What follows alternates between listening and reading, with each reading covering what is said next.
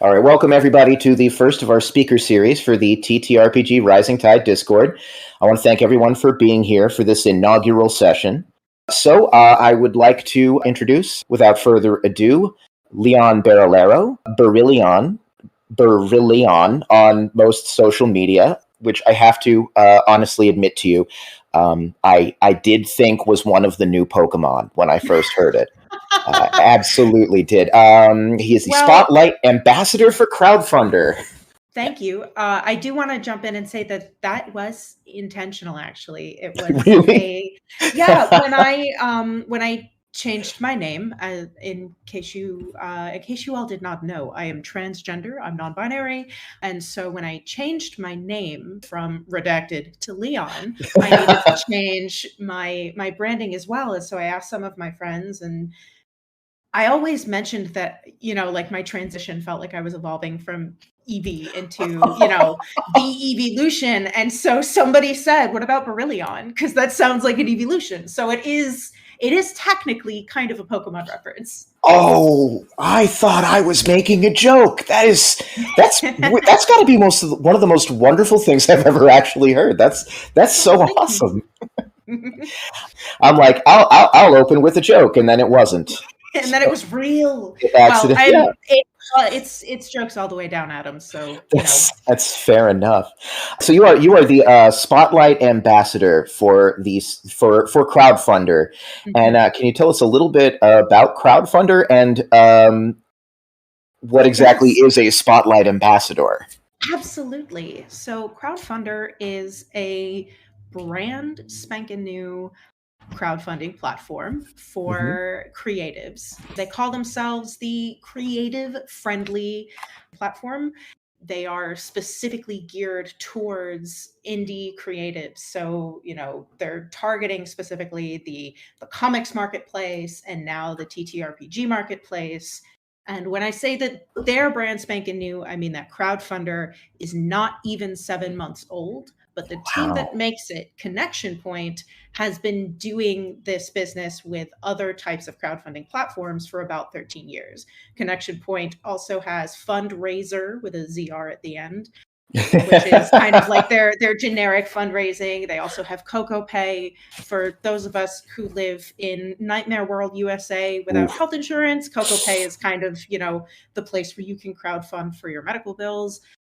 They have several several different platforms, but Crowdfundr particularly is a platform that was designed with tools that most creative fundraisers would find particularly useful. And my job for them as one of their Spotlight ambassadors is I am the project manager who is running the Tabletop Nonstop Spotlight. So since October, I've been recruiting indie designers and getting people together to sort of put their projects on Crowdfundr for the duration of January 23rd to the end of February, and pulling together promotion for those projects. We're going all out, and it's called Tabletop Nonstop because for 5 weeks you are not going to hear the end of me. It will be nonstop until it stops at the until 5 weeks after. And we'll do another one next year, I hope. Yeah, there's an asterisk at the end that says within reason, nonstop within reason. Nonstop for 5 weeks. That's it. But absolutely, that is. I'm really excited about this event. I've only done a little bit of reading about it because I kind of want to hear it from the horse's mouth and everything. I want to hear directly the animated excellence that is Tabletop Nonstop. So it involves highlighting the tabletop creators on Crowdfundr. It kind of sounds like if people are sort of have had these projects that they've maybe been thinking about crowdfunding sort of in the background. Now might actually be a good time to kind of pull the trigger on that. Mm-hmm.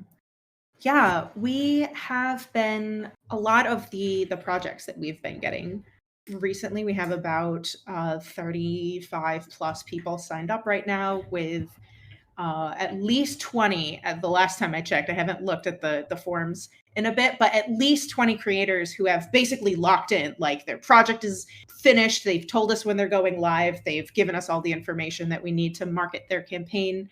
And so a lot of the creators that we've been getting are creators from Zine Month, which is a community event that takes place every February, where folks will put a zine up for sale, usually some kind of crowdfunding model, so Kickstarter or Indiegogo or funding on Itch. They call that Itch funding, and now Crowdfundr. So funding on Itch, they call that Itch funding. Well, Crowdfundr is an excellent name. I've only just recently sort of stopped to think about Itch. Yeah, Itch it is difficult to imagine. I don't know what the where the name Itch comes from. If anyone in chat knows, I'd be very interested. Maybe I'll go look it up. But yeah, when Itch first started gaining popularity, I was like, what does that mean? I mean, it's a little worrying, yeah. But I suppose that's not really for us to worry about so much. So what exactly is going to be going on during Tabletop Nonstop? Absolutely. So part of why we put it in February, of course, was to support folks during Zine Month. So what we really wanted to do was basically position ourselves as, the most friendly option, the most accessible option for creators who wanted to put up a zine for Zine Month. And so in the next 5 weeks, you're going to see a bunch of these projects going live, people who are looking for funding, that want to, that need your money. So give it to them. But also you're going to see from Crowdfundr, we have been putting some work in ourselves for social media promotion. Crowdfundr is going to be partnering with certain content creators who will be covering the projects themselves on their own channels. And also, I haven't announced this yet.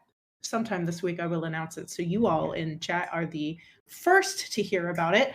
But Crowdfundr will also be launching a live stream interview show where I'll be talking to some of the creators about their design process, their experiences crowdfunding, and what they're excited to do with the money that they're asking for. So I'm really excited to be spearheading that for Crowdfundr, because if it goes really well, then they can take that show and kind of transition it into something that they can do year round, and not just for the 5 weeks that I'm running this event for them. Can I talk about some of the projects that we've had confirmed? Is that allowed? Oh, I mean, absolutely. Please do. I mean, we're a community of creators down here, so I think it would be nice to see what's on the menu. Yeah, absolutely. So first, then, what I would love to start with are some of the resources, or some of the projects that are going to be excellent resources for creators. So starting next Monday, we are actually going to have a campaign from Spencer Hypnick, who some of you might recognize as the lead contract tester for MCDM. He's going to be crowdfunding Pesto's Guide to Playtesting. And Pesto is someone that I have worked with in many different contexts. I've written for MCDM, so I've gotten to work with him that way. But I love MCDM. MCDM is fantastic, but not just because they're an amazing company that produces great work and treats their freelancers very well, but also because they introduced me to Spencer, who is just an amazing person, excellent at what he does. He also helped playtest Oh Captain. He helped playtest some other things that I've been working on. So when I tell you that his experience in playtesting is amazing, I mean it. And so if you are interested, if playtesting is an avenue of, or an aspect of game design that you maybe don't have the most experience with, or you don't know how to get the most out of it, I would definitely look out for that project. We also have the Storytelling Collective, who some of you might recognize. That's Ashley Warren's big company. Their flagship class is the RPG Writers Workshop. That's taking that course is how I got my start as a game designer. And they are going to be releasing their RPG Writers Workbook as a campaign during Tabletop Nonstop, which I'm also very, very excited for. Yeah, I definitely have. I think I've completed half of the Tabletop Writers Workshop class. I think that's a wonderful slate right there. Yeah, tons of zines and solo games and small games. We've got a Pathfinder actual play from the Gathering Goblin. Excellent. There's so much cool stuff coming down the pipeline. And if you follow me on Twitter, you'll hear about it, certainly. But if you also follow the Crowdfundr socials, you will also hear about it that way. So if you're interested in any of the projects that I've just mentioned, or that I will probably keep mentioning throughout this talk, definitely give those channels a follow. I mean, I think definitely people should be popping over and taking a look and see what's available on Crowdfundr after this. I think it would be very elucidating. Okay, so that's some of the rising stars of Crowdfundr at the moment. Oh man, I got a note here that says zines, hardcovers, dice, accessories, and APs. This is a note that from looking at the site, from looking at the page of the site that deals with Tabletop Nonstop.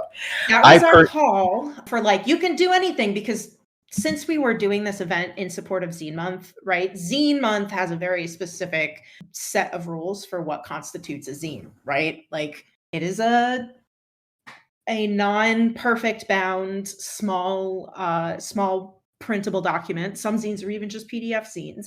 But at Crowdfundr, for our Tabletop Nonstop event, we wanted to support Zine Month, but if folks were also interested in crowdfunding something else, like an AP, for example, we were also going to spotlight that stuff as well. We didn't get anyone putting a big hardcover on Crowdfundr, and we can maybe talk about why a little bit later, because I have some thoughts on that. But anything goes. That's why we've got APs and a couple of other things that I don't think haven't been confirmed, so I don't want to talk about them just yet. But we have some things that are not zines or games. Okay, mysterious.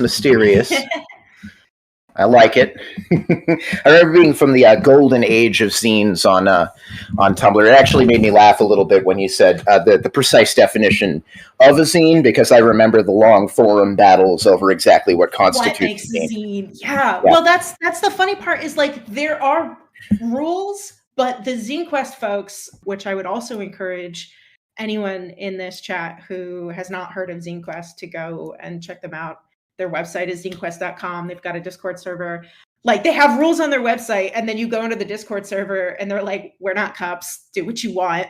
Like, if it's perfect bound, we don't care. If it's over 50 pages, if it's 51 pages, we're not gonna like kick you out of the community. So it's, it's the primary thing, right? It is an event in support of indie creators who just want to make something quick or small and get it out there.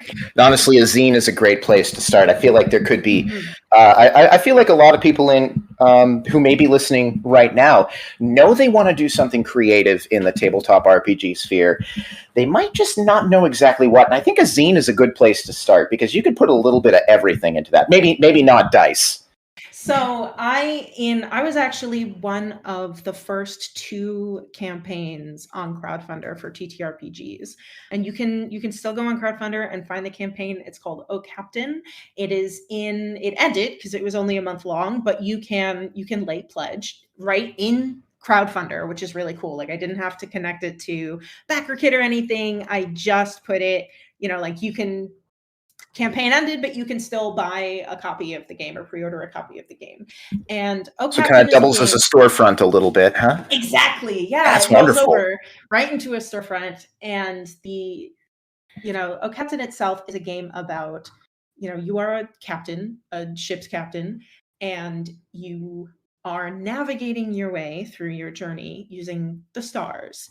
And so you take all your dice and you roll them on the table, and you build constellations out of the dice based on where they fell when you rolled them. And so there's I tell you, my jaw just dropped.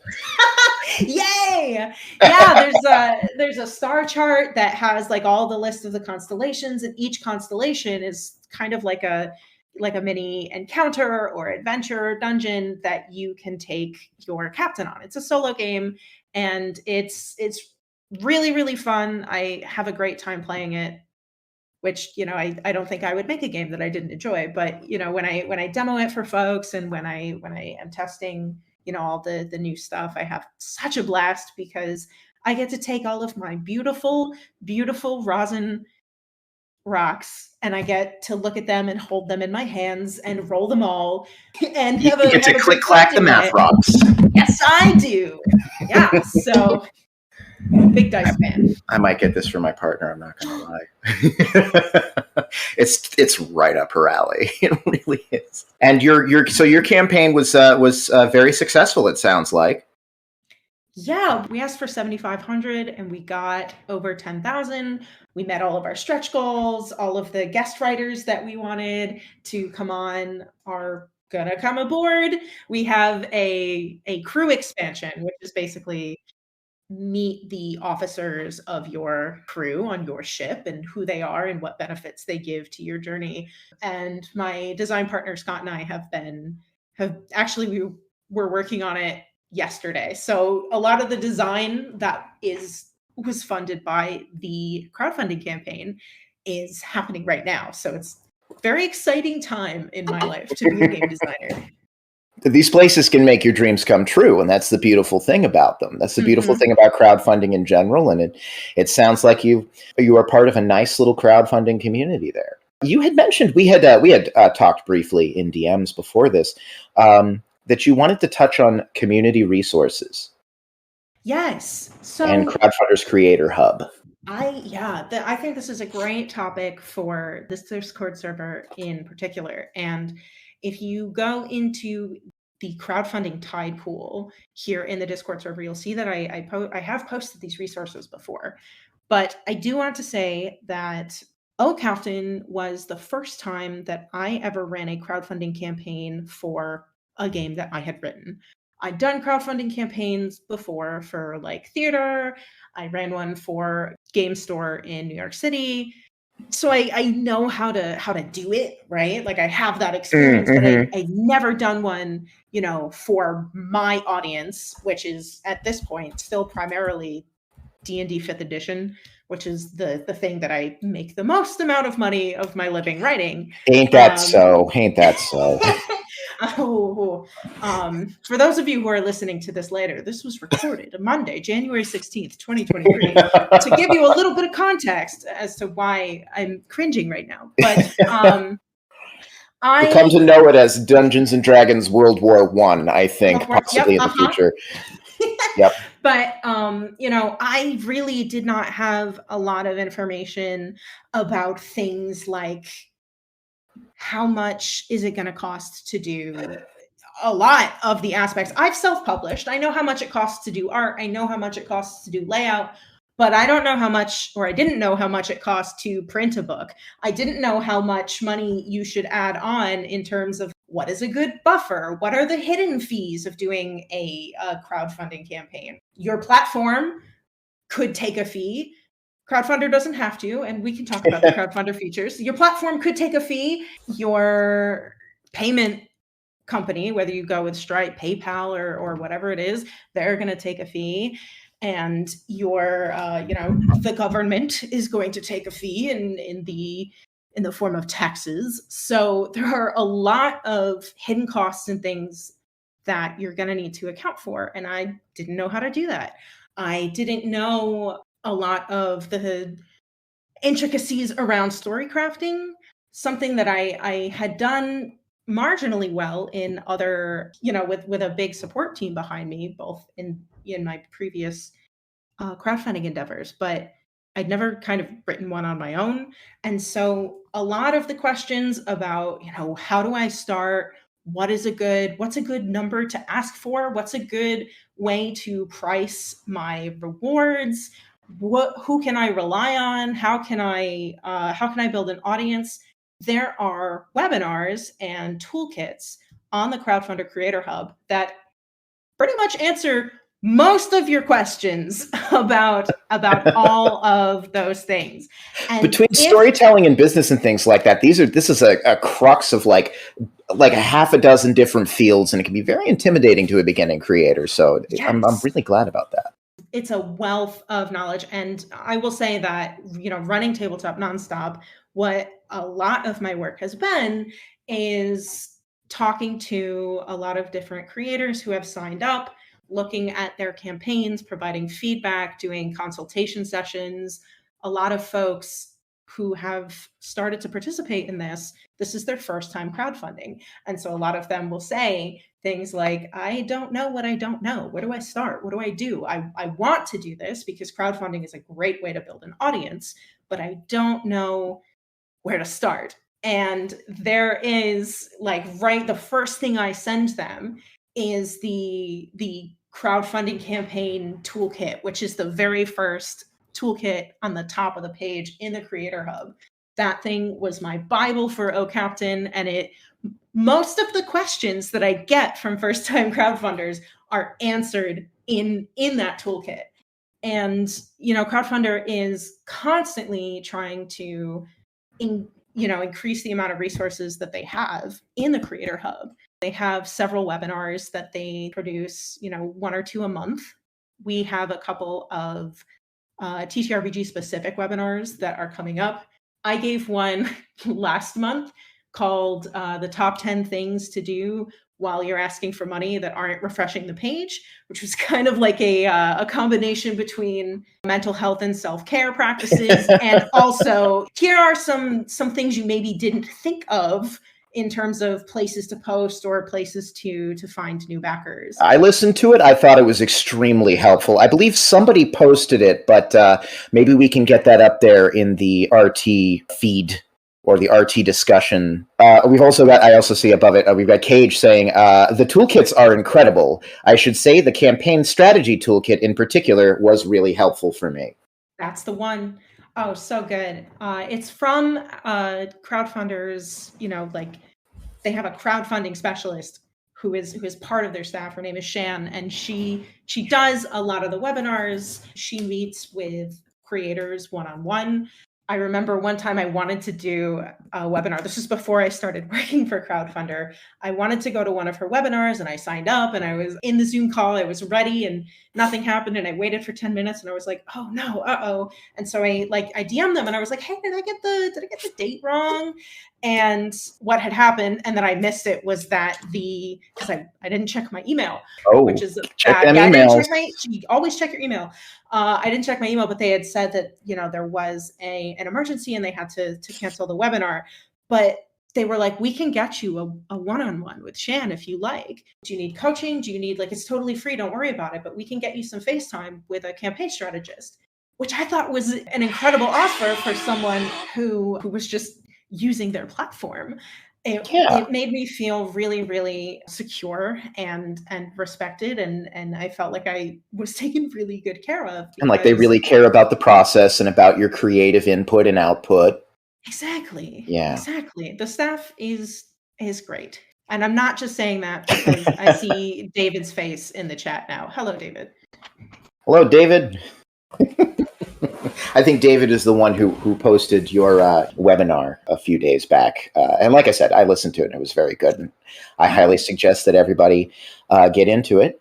And my next question that I wanted to ask you, really before we get into that, we're about halfway through. I would like to ask you, say, okay, I'm a new person off the street. Maybe I have my own little TTRPG that I'm working on, and I want to get together some crowdfunding for it. I'm sure that if I ask you, you will direct me towards those resources. But is there anything else that you can provide in advice for this wacky newcomer to the scene in terms of how to set up some crowdfunding with Crowdfundr? Absolutely. I think the first thing that anyone who is looking to crowdfund should do is assess what your major goal is in terms of crowdfunding. Is your goal to use this as a marketing tactic to increase your audience? is your goal to, raise the funds to produce the project? And your goal could be multiple things, but it's important to identify the primary goal. And I say this because when I made the decision to crowdfund OCaptain, my primary goal was to run a project to see if I could do it, to to test my abilities. I wanted to make sure that I knew the process, I understood the process, and that was my primary goal. 1, learning experience; 2, audience building. And number 3 on that list, all the way at, in the middle of the list of goals, was to raise the money that I needed beforehand. Because I do, from my freelancing and such, I have a war chest for producing games and PDFs that I usually, I War use that chest. money. Yeah, I've heard that term used. I think I actually picked it up from Matt Colville. I have a war Just got chest. serious in here. Wow. Yeah, I'm a little it's, afraid. from my DM's Guild titles and from my professional GMing, I have like a sum of money that I use to invest in my future projects. And so I looked at the war chest and I was like, I could fund OCaptain with all of this money, but it would take all of this money. And I don't want to do that. I will if I must, but I really don't want to.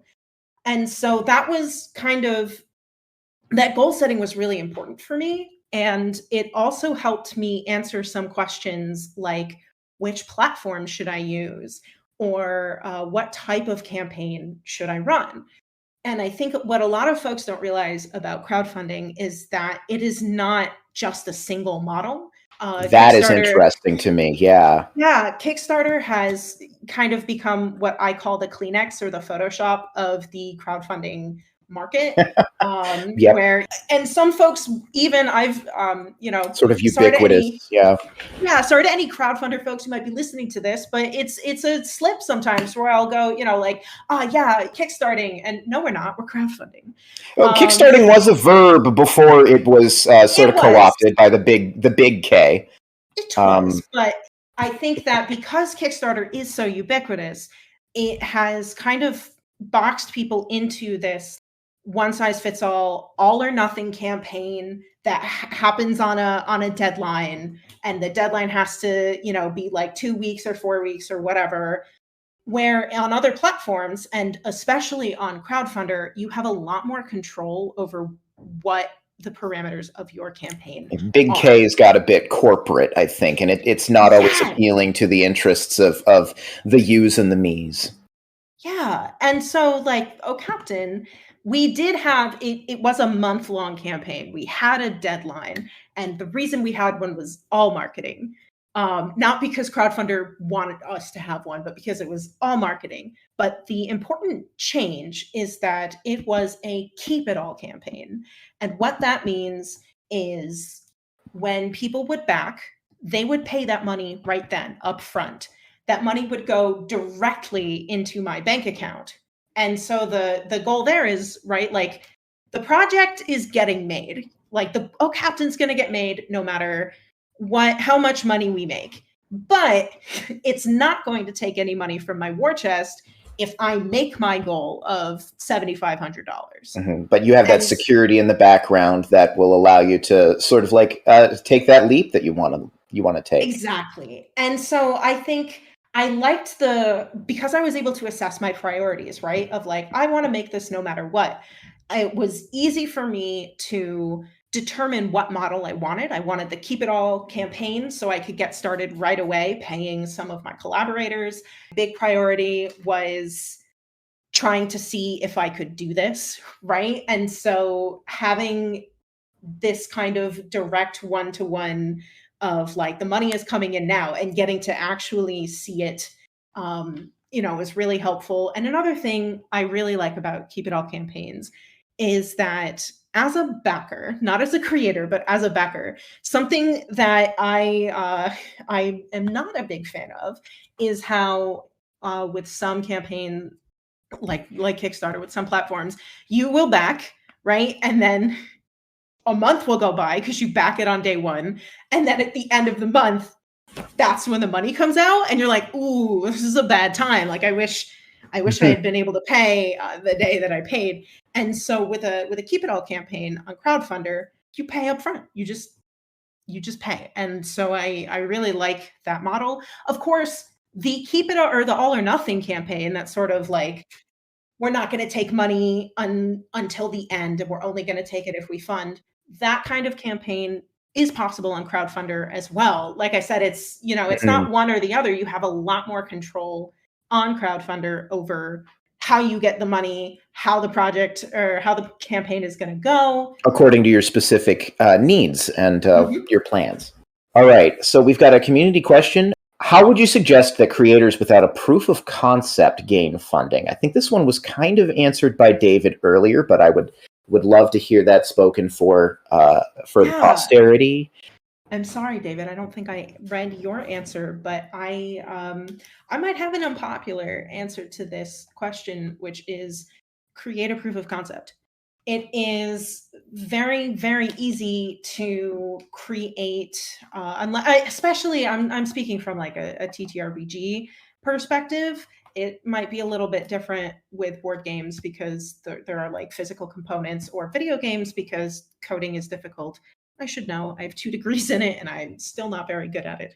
But at least for TTRPGs, creating a proof of concept, creating a preview PDF, creating like a core rule system has never been easier. There are tons of resources out there to help you create content, whether it is the system reference document of a system that has an open license, to tools that will allow you to look at the probability distribution of different dice rolls and dice pools.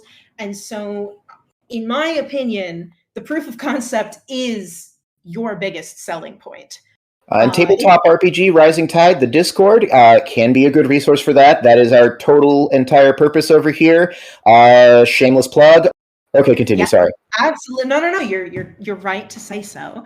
But one of the things that I saw success in when I was trying to get funding for O Captain, by and large, the most effective thing was playing my game with other people. The weekend before the campaign launched, I had the opportunity to go to Big Bad Con. Shout out to Big Bad Con, the best, in my opinion, TTRPG convention. It changed, in my opinion, the trajectory of the campaign. I do not think I would have been able to smash all of the stretch goals if I had not been to that convention and been able to demo my product and play the preview version of O Captain with all the people that I played with at that con. And the O Captain preview, if you go onto the campaign page, you'll see it. It's got incredible art from my amazing artists, and it's got a great layout. And I didn't do any of that. I paid for all of that stuff because I'm not a very visual person. If you don't have the budget to do that, that's okay.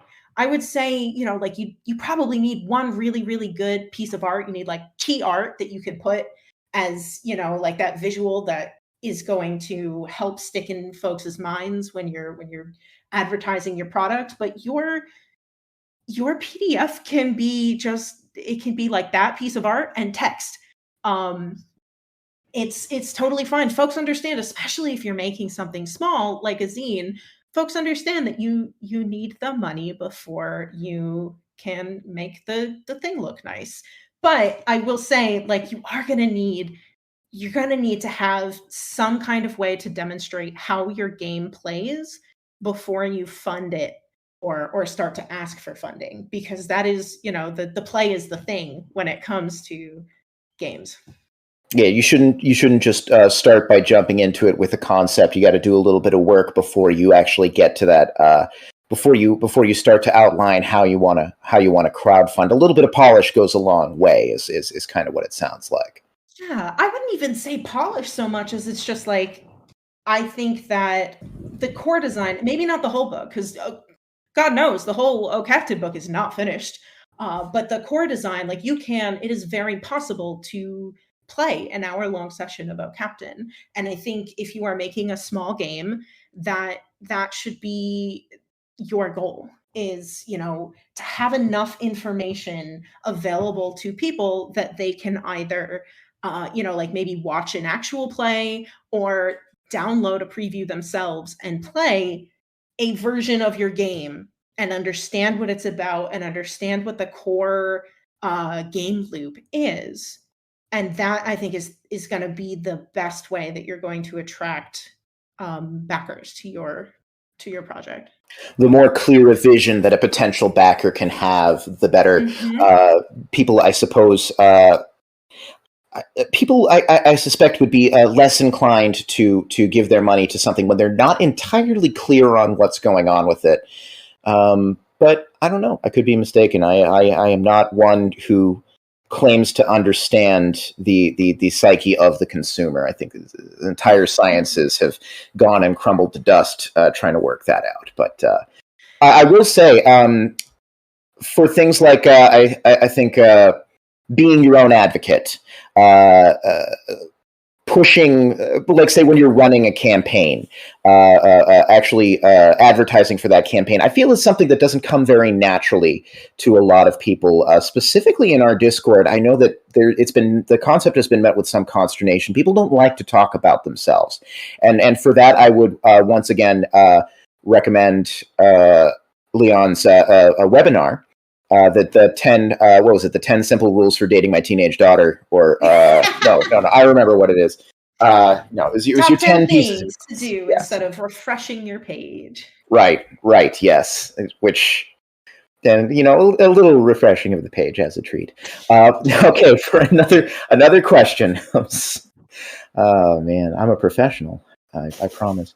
What social media would you suggest for drawing attention to your crowdfunder? For example, what was your social media of choice for your campaign? Yeah, absolutely. You're actually going to hear exactly what I talk about in my webinar. The short answer is all of them. I am primarily a Twitter person. That's where I have built the brunt of my following. So, I did a lot of my personal advertisement on Twitter. But I also, I have to recognize my audience and try to understand, who is going to be the most likely group of people to give me money.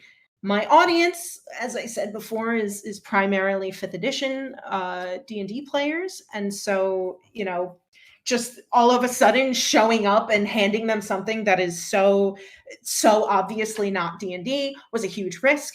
Like, you might like me, but do you like me when I'm not doing the thing that you enjoy? Kind of a big risk. So one place that I really wanted to rely on, right, was the people that I know in real life, the people who want me to succeed. And when you're an indie creator, this feels like cheating, but I promise it's not. When you're an indie creator, rely on those people, right? Like, the folks in your life who maybe don't know what a TTRPG is, but they love you. And, if there was a book with your name on it, they would want to buy it. Those people are absolutely going to help you. And, a lot of my audience from Twitter, that's definitely where I got most of my backers, right? I have, you can integrate a Google Analytics account into your crowdfunder project.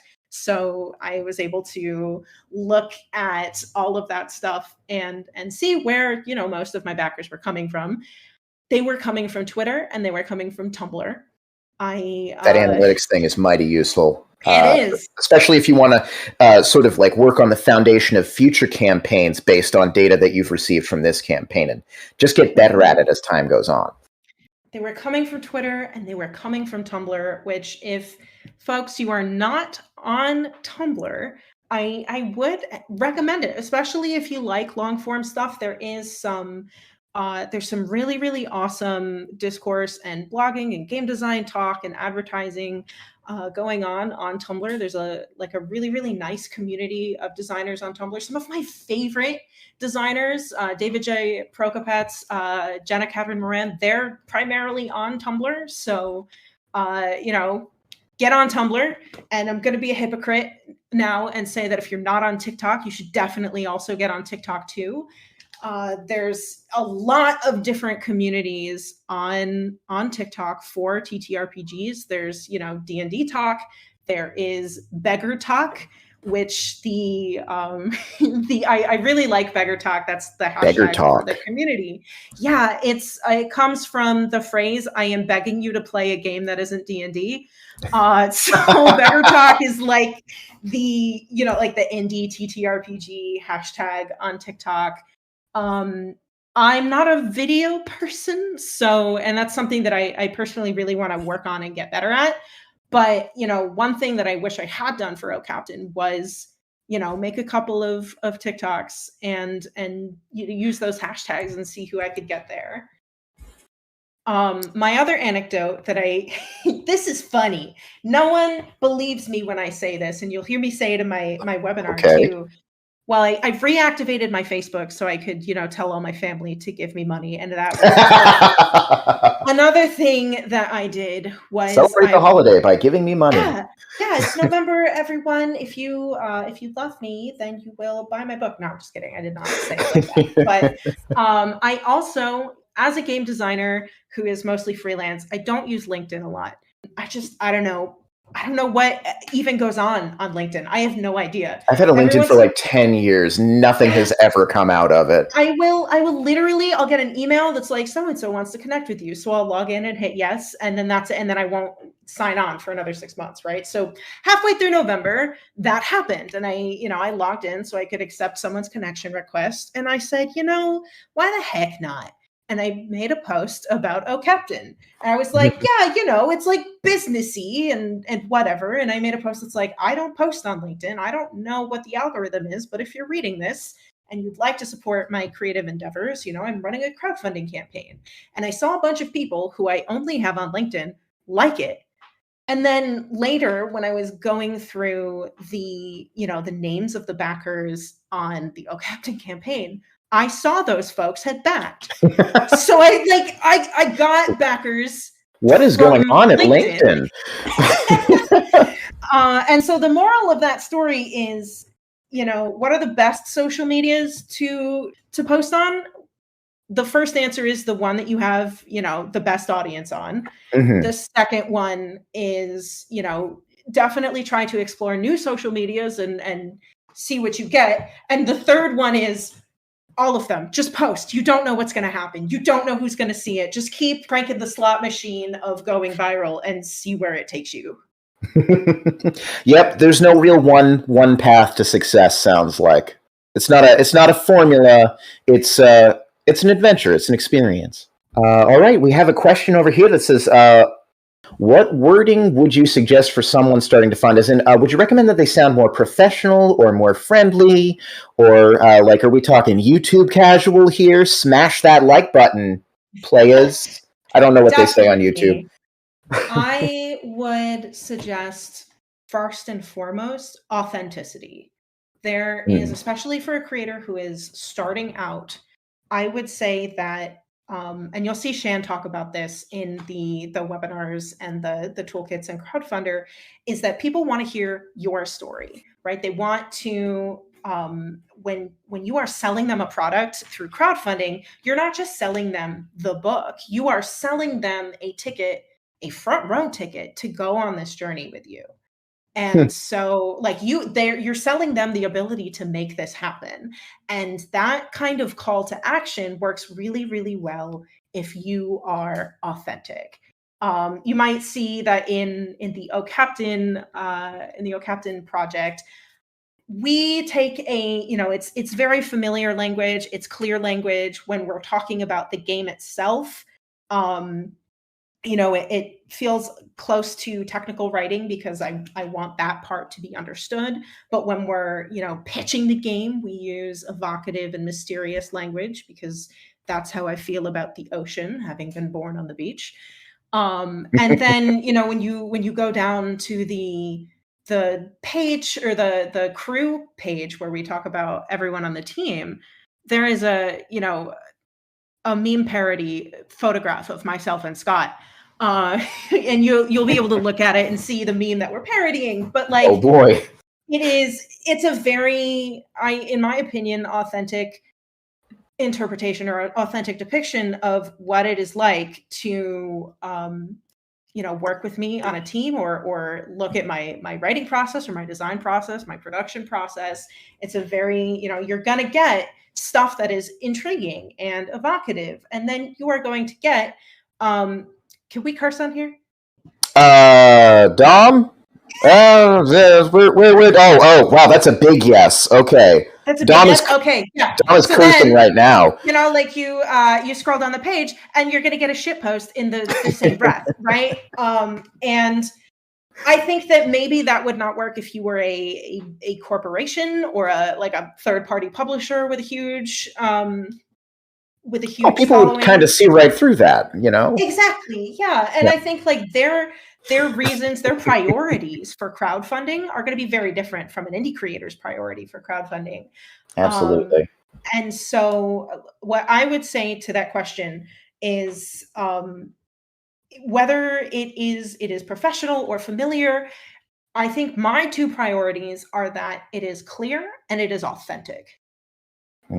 It sounds like there might be maybe a little bit of psychology that goes on with when you're a funder, a person who goes to fund somebody else's project, that maybe you're looking for someone that you would want to feel proud to be partners with of a sort. Because if you're funding somebody, it feels like you're helping to bring that to life. It feels like you're being low-key a partner with it. So be somebody that they want to be a partner with, I think that absolutely makes sense. And it's a voice that only you can really find, I think, within yourself, which sounds like a cop-out, but, I think it's also true.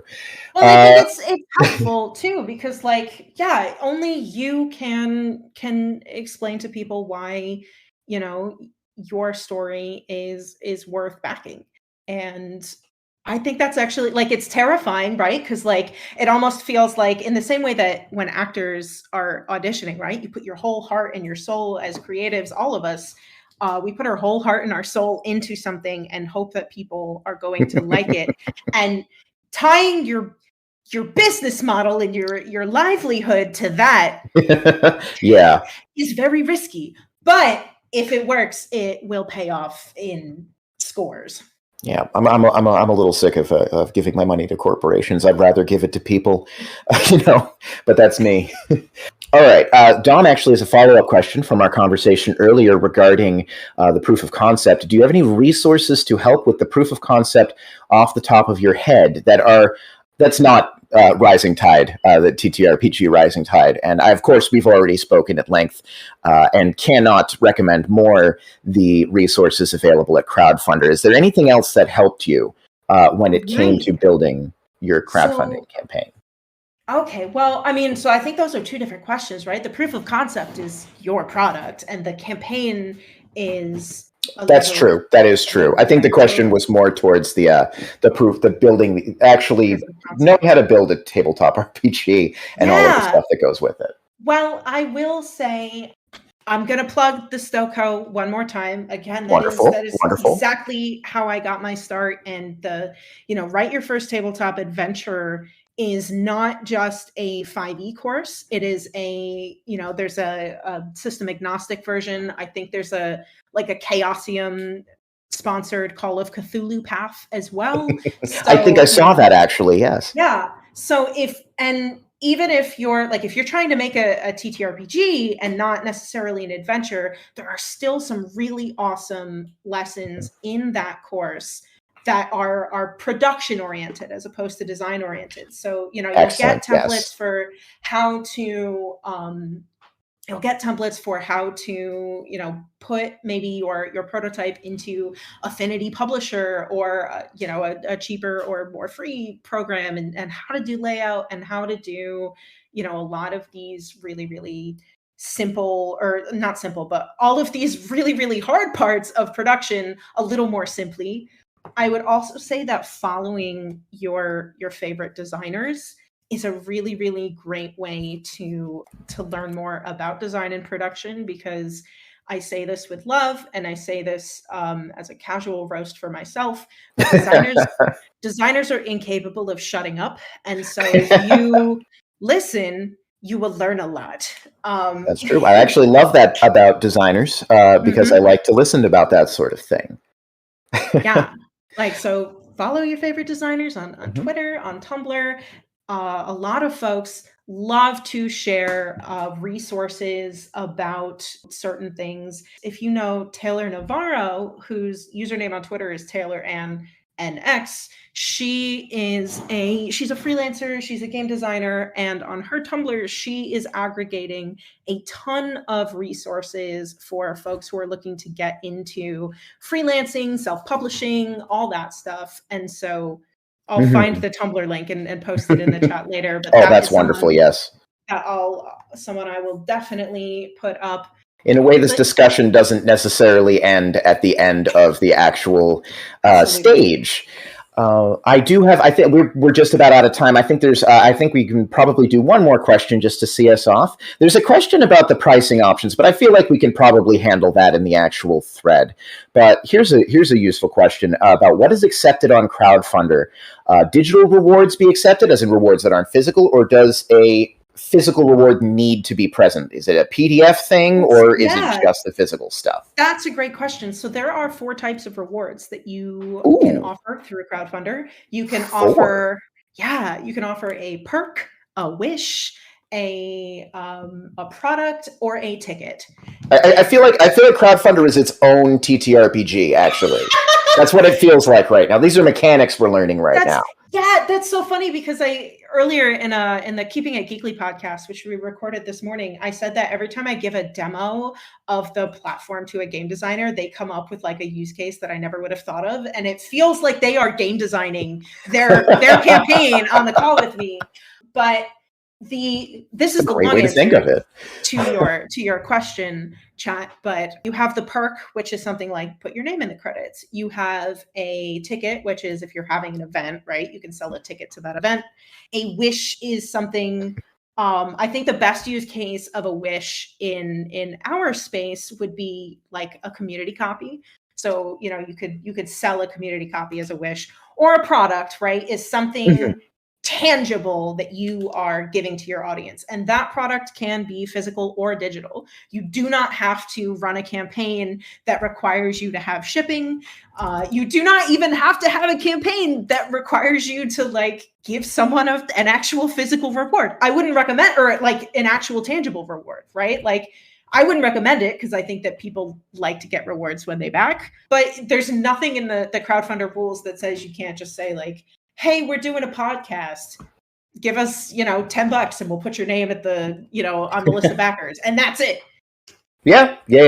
Although I think you'll probably, those rewards, they really give you a leg up. A lot of people just do it for the rewards. They really do. Yeah.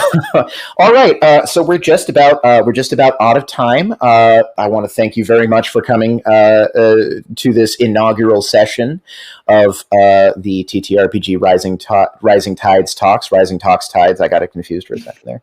And where can people reach you? Where is the best place to reach you? Because I know you're Barillion on a number of things. You said Twitter, I think, is kind of the way to go. Yes, I am.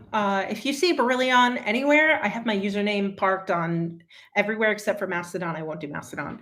But you can find me mostly on Twitter. That's where I don't shut up.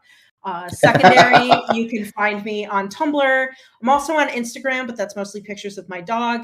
But if you I'm going right to Instagram. Yeah, I have an Instagram, and then my dog has an Instagram. Her handle is itschance_time. She's legal. She's very cute. I don't post anything interesting, but she does. So good. Her. But if you just want to get in touch, I think the best way, honestly, I'm in this Discord server, Barillion, pound 1019. So send me a DM. My DMs are open for folks who are not friends with me, so you can send me a message. And for those who might be listening, and rather than say looking at anything, it's Barilleon. It's the second L was I was writing notes earlier, and I was like, is it one L or is it two L's? Or yeah. All right. And any parting thoughts? Any parting thoughts? I know it's a lot to put on somebody, right? Yeah. I think that one of the most important things we could do as human beings walking on this earth is making stuff. I think that, you know, every one of us has a universe inside of us, and one of the healthiest things we can do is to indulge in that and share what is inside of us with the world. So I consider myself lucky every day that I get to make a living from it. And I, whether this is a hobby, a side gig, or a full-time thing, an aspiration for you, I think it's wonderful that we are here together and we're in this together. And so it's such an honor to have been your first talk. Thank you so much, Rising Tide, for that. I'm really, really honored that you asked me to be here. And so really happy to have you here. That the chat is here, and I cannot tell you how delighted I am that a space like this exists, because, like I said, art, creation, storytelling, I think that's why we're here. And I'm happy that so many people are interested in doing it. Absolutely. And stick around, because we will be, who knows what we're going to get up to in the future. All right. This is just the beginning of stuff. Thank you, everybody, for coming. I'm going to go ahead and say good night and good projects. I don't know how to end things. Good night and good projects. Good night and good projects. All right.